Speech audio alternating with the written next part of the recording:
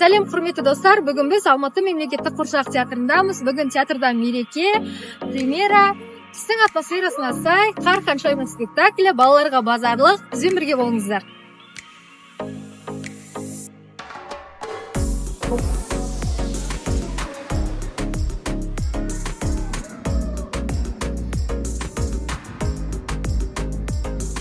Фойеге кіре бергенде балаларды атмосфераға кіргізу үшін қызықты ойындар ойнатады. Бұл әрине баланы спектакльге дайындап алу. Осындай тәтті эмоция сыйлайтын ойын-сауықтармен кішкентай көрерменнің театрға деген қызығушылығын арттырады. Спектакль басталды.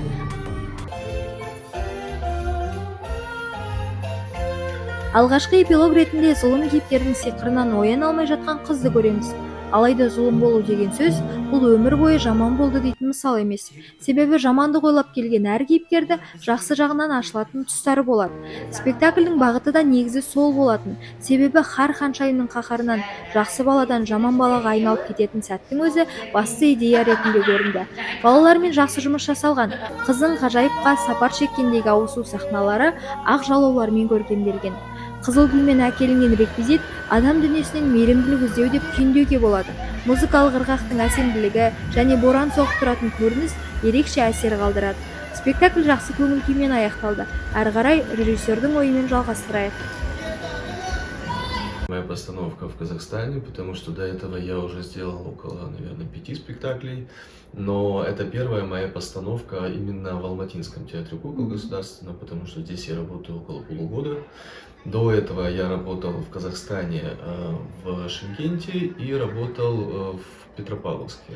В Петропавловске я работал главным режиссером, и там вот там как раз основные мои постановки именно в Казахстане. А до этого я работал в России, в разных театрах, я и до сих пор работаю. То есть если здесь я работаю в штате, то какие-то постановки просто приезжаю в театр, ставлю. Вот сейчас у меня была премьера буквально в начале января, но там была онлайн-постановка, потому что я был здесь занят, поэтому не мог уехать. Вот. А так вот, это первая постановка здесь, в этом театре.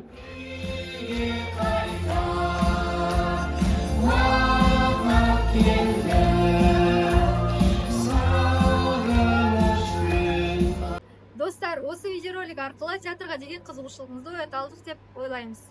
Егер сізге бейне ұнаса, лайк басып, комментарий жазып кетіңіз.